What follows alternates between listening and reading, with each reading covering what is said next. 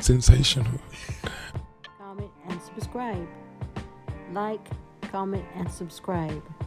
Like, comment, and subscribe. You got women saying, I ain't selling for less online, and then offline, their whole life is selling for less. I need a man that's this, and this, and I won't eat here, but then offline, you surviving off ramen noodles. You eating Taco Bell and all type of wild shit. So a lot of these women want to go to these spots they can't afford, so they use men to get it. 95% of the women on social media has no right to talk like this. But it's on the fellas too though, because there's a lot of men that's doing this. If men would stand together as a collective, put their thirst to the side, women couldn't act like this, but they know it's a simp out there somewhere that's allowing this shit. Society has finessed men to believe you have to impress a woman on a date. No, you impressed her when you got her number and she was interested in getting to know you. So the date is to get to know each other to see if we compatible to have a future together. So if you feel like you gotta impress her, you already lost, because she's supposed to be impressing you the same. If that's the case, we gotta set the standard. We can't even be so upset with the women because they're only doing what men allow. Men drive bitches and hoes crazy. Nothing drives a woman crazy because she's governed by her dignity and her grace and her principles and her morals. So no matter what a man does, a woman will always remain a woman. A girl won't, a bitch won't, a hoe won't, a prostitute won't, but a woman, nothing gets a woman off her balance. Nothing. So no, a man doesn't drive a woman crazy. Typically, when a man does a woman bad, he drives her to her religion. He drives her to her belief system. She would start going to church. She would become celibate. She would stop having interaction with other men. So normally when a woman gets done wrong, she don't run to men for healing. So when you get done wrong, you don't run to do wrong, you run to do right. Meaning, when a woman gets her heart broken, she goes and fixes her heart. So she don't involve herself with other men. She don't take time getting back at the man because she got to fix her. Yeah, of course. We already know a man's going to be a man. And what do men typically do? Break a woman's heart. That's been traditional. So why are we trying to change this? So the woman never got worse because she got her heart broken. She always gotten better because she's been done wrong. And the man always sees the woman gets better and realize I fucked up and realize I messed up and something changes about him so he don't do this. So normally the woman keeps elevating and makes the man elevate, even though he's wrong.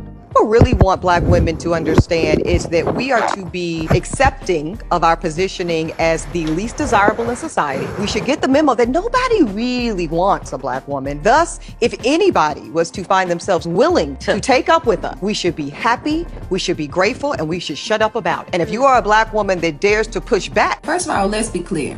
It's not that black women are undesirable. The personality of a lot of black modern women is undesirable. The stigma of you feel like you don't need a man, can't nobody tell you nothing. The mindset of a lot of black women is undesirable. And instead of dealing with the root of the issues, sometimes we want to just play like, oh my goodness, nobody want black women. Where you getting that from? The truth is, a lot of black women are a product of a generation of other black women screaming to the top of their lungs, I don't need a man. And when you carry that same type of ideology, you carry that into your mindset and in the way that you show up in relationships, then it's not that black women are undesirable. You may be undesirable. Your personality may be undesirable. The idea that you want to emasculate black men, that is what's undesirable. So let's not confuse the two. What is the difference between a woman that wants to be a wife versus a woman that just wants a husband?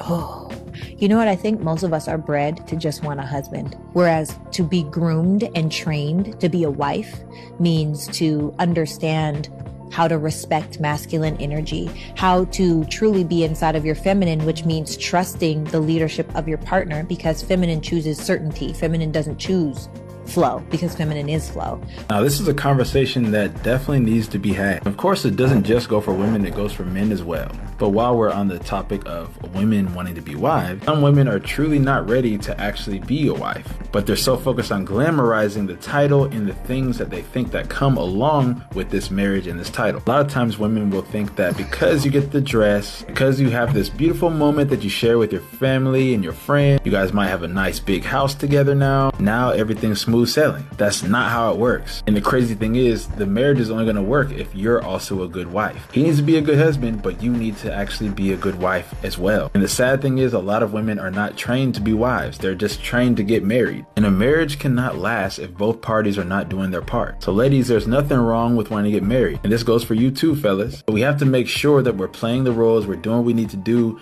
for our partners and to make the relationship healthy. A marriage is a two-way street. Let me know what you think in the comments. Don't forget to follow my Elevated Minds podcast. So what's wrong with women in this generation? Every woman feel like they entitled. Every woman feel like a man has to take care of you. Like real talk, you not even giving me something that I feel like if I lose you, I will be hurt. If I lose you, I lose you. I don't gain, I don't lose. It's like a here. You gotta understand, baby, you gotta start showing me your value, your worth. You gotta start showing me you are up on that pedestal that another man can't get you, no matter how much money I got or how much money he got. I had the idea where I was like, yo, I'm gonna write a book, Why Women Deserve Less, right?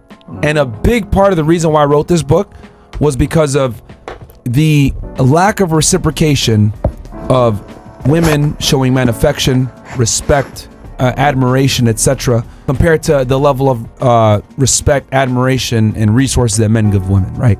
We live in a time nowadays where the average woman does not respect the average man because the average woman is able to garner far more resources, far more attention, far more opportunities than the average man is able to garner. That's just a fact of what's going on nowadays. Men used to be respected. Nowadays, they're admonished. If you're a blue-collar worker, right, you work at a steel mill, you have a respectable job, you're an electrician, etc., women don't respect that anymore, right? And the reason why is because they have their own jobs. They think sitting in an air-conditioned office making $50K per year, you know, while you're working a real job making $100K per year, they still think that they're better than you. And then you want to take it to the next level where you got these sex worker type chicks on the internet, literally degrading themselves, still thinking they're better than you, right? And I wrote this book so that men could wake up and understand the new normal that we currently live in, the new sexual marketplace, where women don't respect men in general. You don't have the mental maturity right now to be able to have a woman by your side at this point, bro. And to be honest with you, having a woman, we've always told y'all, it's a luxury, man. It's a privilege. And a lot of you guys are not in positions where you guys even deserve a girl. You were very, very hard on thoughts on this podcast. Y'all know that. But quite frankly, a lot of men are losers, and you guys don't necessarily have the skill set or the ability to cash the checks that you guys write. So I think for you, bro, you need to fix your mindset. You need to develop some discipline. You need to go to the gym. You need to become a better man and let her go, bro. Because quite frankly, you're a loser right now, and that you need to fix yourself first. For sure, guys. Thank you so much. I'm tearing up hearing this because, man, like something more hard hitting when you're people you look like you guys mentors. When I watch your videos, call you for your bullshit. So. No, you're fine, bro. Right look. Hey. Look, dude. Look, you're young. You got your life ahead of you. Mm-hmm. You identified the problem now, thank God, right? In your 20s versus in your 30s or 40s like many other men. And bro, you can absolutely, it's only up from here. You're rock bottom right now, so it's only up from here. It's not over, but you need to make a choice now, bro. Yeah, you need, but right now, today, bro, 8:42 p.m., this is where the old you dies and you got to become a new man because quite frankly, bro, I'm keeping 1,000 with you. You're a fucking loser right now. Got it. All right, my friend. You know what to do. All right, man. You know what to fucking do. Make it happen. Don't disappoint us. Let's just keep it all the way 100. All of the hottest female rappers are all ex-strippers. They don't write their rhymes, allegedly. This is playing make-believe at its highest level. But the women ain't ghostwriting they shit. It's niggas. Niggas is writing these bitches shit. All of these women are out here buying into all of the shit that all of these bitches is saying that's being written by a dude. This is a dude's perspective on how a woman should be talking, and then the other women listen to her and be like, ooh, that's how she talking. That's how I'm talking, girl. Yeah, girl. Hold up. Who the fuck's powering who? I don't call that empowerment. I call that impimpment. You ain't empowering shit. Nigga is spitting old fucking pimp shit and juicing it up and putting a bitch word here, there. You spitting it out on his behalf. Like for real, when you look at it, these ghostwriters is pimps and the artists are they bottom bitches. Damn! Cree. Bye, Felicia. Be the best you can be. Love your family, love your friends. Spread love. Not violence, not this virus. As always, peace.